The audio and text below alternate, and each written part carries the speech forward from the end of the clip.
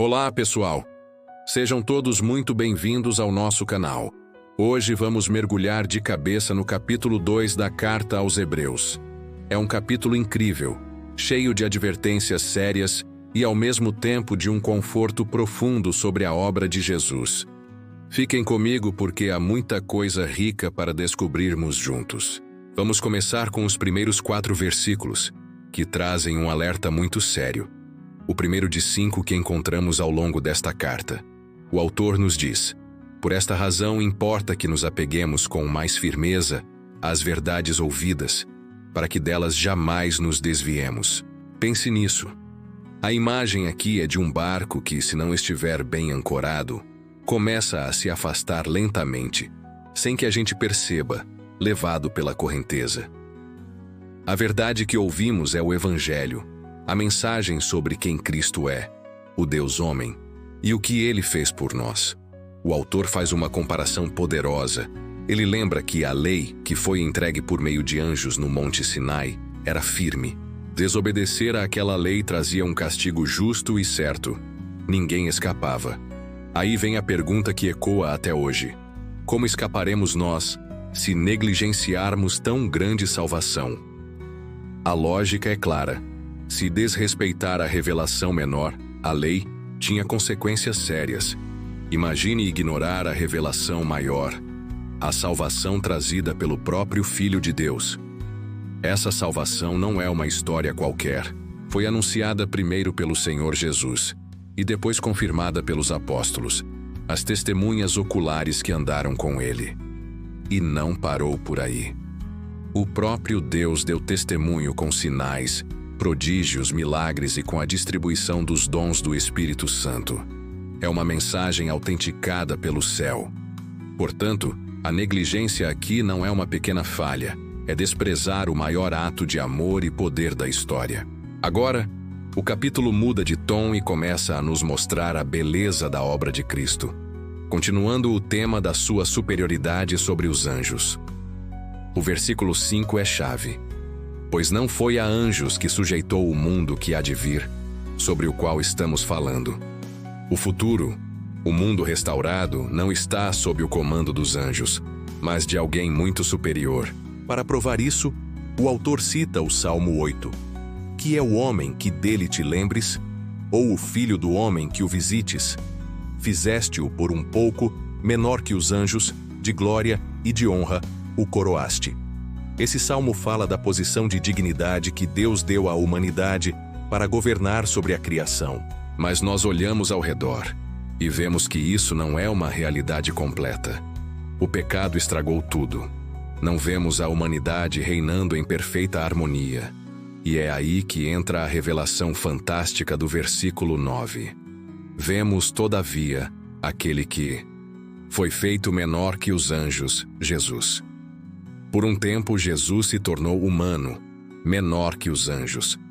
Por quê? Para poder sofrer e morrer por nós. E por causa desse sofrimento e dessa morte, ele foi coroado de glória e de honra.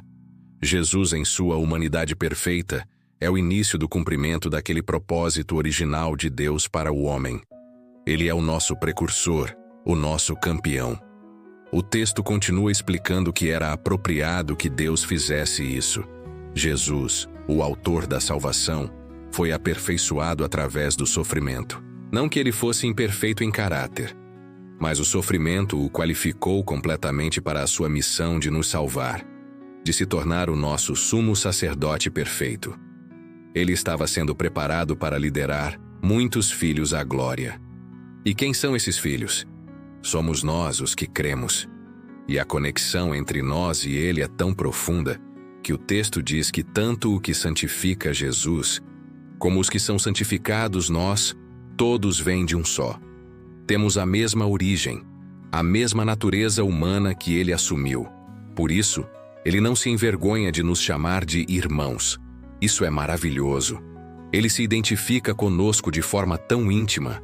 Para provar isso, o autor cita o Antigo Testamento, mostrando o Messias declarando: a meus irmãos declararei o teu nome, e eis aqui estou eu e os filhos que Deus me deu. Nós somos os filhos que o Pai deu a Jesus. mas porque ele precisava se tornar como nós, com carne e sangue. O versículo 14 dá a resposta poderosa, para que por sua morte ele pudesse destruir aquele que tinha o poder da morte, o diabo. Satanás não tem o poder final sobre a morte, mas ele o exerce ao nos tentar ao pecado, e a consequência do pecado é a morte. Jesus entrou em nosso território, enfrentou a morte e a venceu, desarmando o inimigo. E qual o resultado disso para nós? O versículo 15 é libertador. Ele veio para livrar todos que, pelo pavor da morte, viviam como escravos a vida inteira. O medo da morte paralisa, controla. Mas em Cristo esse medo é quebrado. A morte não tem mais a palavra final. A sua vitória é a nossa liberdade. O texto esclarece que essa ajuda não foi para os anjos. Cristo veio para socorrer a descendência de Abraão, ou seja, aqueles que, como Abraão, vivem pela fé. E é por isso que ele precisou se tornar semelhante a nós em tudo. Para quê? Para ser um misericordioso e fiel sumo sacerdote. Um sumo sacerdote é alguém que representa o povo diante de Deus. Para nos representar de verdade, ele precisava ser um de nós. E ele é misericordioso porque entende nossas fraquezas e é fiel a Deus, cumprindo perfeitamente a sua missão. Sua obra sacerdotal máxima foi fazer propiciação pelos pecados do povo, ou seja, desviar a ira justa de Deus que estava sobre nós por causa do nosso pecado, ao tomar nosso lugar na cruz. O capítulo termina com uma das frases mais consoladoras de toda a Bíblia. Pois naquilo que ele mesmo sofreu, tendo sido tentado, é poderoso para socorrer os que são tentados.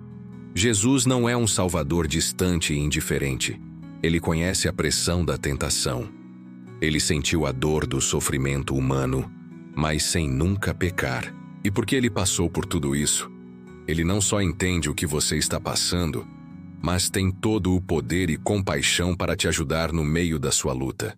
Ele é o socorro certo na hora da tentação. Que capítulo fantástico! Ele nos alerta sobre o perigo de nos afastarmos, mas também nos mostra a glória, a humanidade e a compaixão do nosso Salvador, Jesus Cristo. Ele é nosso irmão, nosso campeão e nosso sumo sacerdote perfeito. Espero que essa reflexão tenha abençoado o seu dia. Se você gostou, não se esqueça de deixar o seu like, se inscrever no canal e ativar o sininho para não perder os próximos estudos. Compartilhe este vídeo com alguém que precisa ouvir essa mensagem de esperança.